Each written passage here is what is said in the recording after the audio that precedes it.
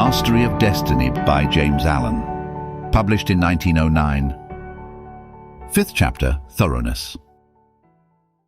Thoroughness consists in doing little things as though they were the greatest things in the world. That the little things of life are of primary importance is a truth not generally understood, and the thought that little things can be neglected, thrown aside, or slurred over is at the root of that lack of thoroughness which is so common and which results in imperfect work and unhappy lives. When one understands that the great things of the world and of life consist of a combination of small things, and that without this aggregation of small things the great things would be non-existent, then he begins to pay careful attention to those things which he formerly regarded as insignificant.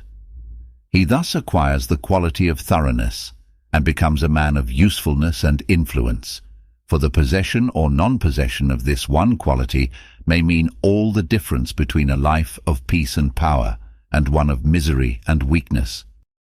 Every employer of labor knows how comparatively rare this quality is, how difficult it is to find men and women who will put thought and energy into their work, and do it completely and satisfactorily.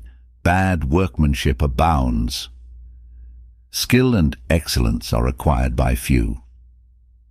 Thoughtlessness or carelessness and laziness are such common vices that it should cease to appear strange that in spite of social reform, the ranks of the unemployed should continue to swell, for those who scamp their work today will another day, in the hour of deep necessity, look and ask for work in vain.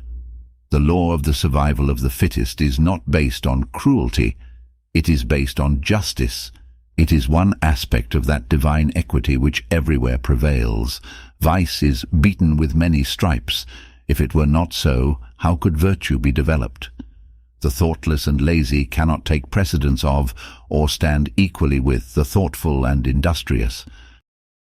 A friend of mine tells me that his father gave all his children the following piece of advice: "Whatever your future work may be, put your whole mind upon it and do it thoroughly. You need then have no fear as to your welfare, for there are so many who are careless and negligent that the services of the thorough man are always in demand." I know those who have for years tried almost in vain to secure competent workmanship in spheres which do not require exceptional skill, but which call chiefly for forethought, or energy, and conscientious care. They have discharged one after another for negligence, laziness, incompetence, and persistent breaches of duty, not to mention other vices which have no bearing on this subject. Yet the vast army of the unemployed continues to cry out against the laws, against society, and against heaven.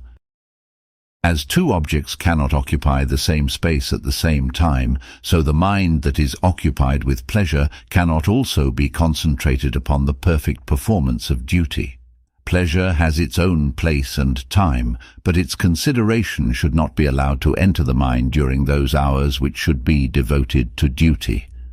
Those who, while engaged in their worldly task, are continually dwelling upon anticipated pleasures cannot do otherwise than bungle through their work, or even neglect it when their pleasure seems to be at stake. Thoroughness is completeness, perfection. It means doing a thing so well that there is nothing left to be desired. It means doing one's work, if not better than anyone else can do it, and at least not worse than the best that others do. It means the exercise of much thought, the putting forth of great energy, the persistent application of the mind to its task, the cultivation of patience, perseverance, and a high sense of duty. An ancient teacher said, "If anything has to be done, let a man do it, let him attack it vigorously." And another teacher said, "Whatsoever thy hand findeth to do, do it with thy might."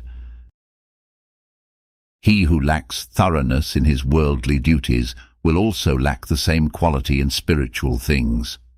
He will not improve his character, will be weak and half-hearted in his religion, and will not accomplish any good and useful end.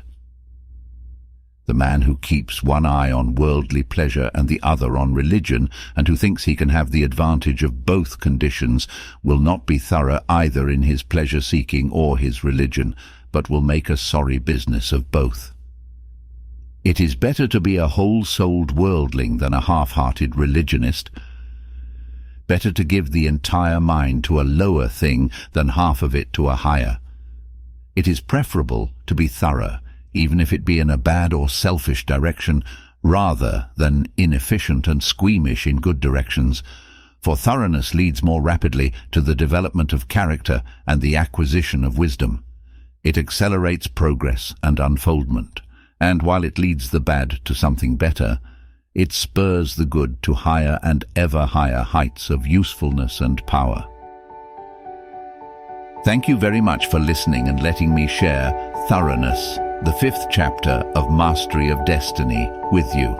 I hope that you will tune in and listen to the next chapter, which is entitled Mind Building and Life Building. If you have enjoyed this presentation and would like to hear others, please like, share, subscribe, and please leave a comment letting us know what made an impression or is of interest to you for future presentations. Thank you so much.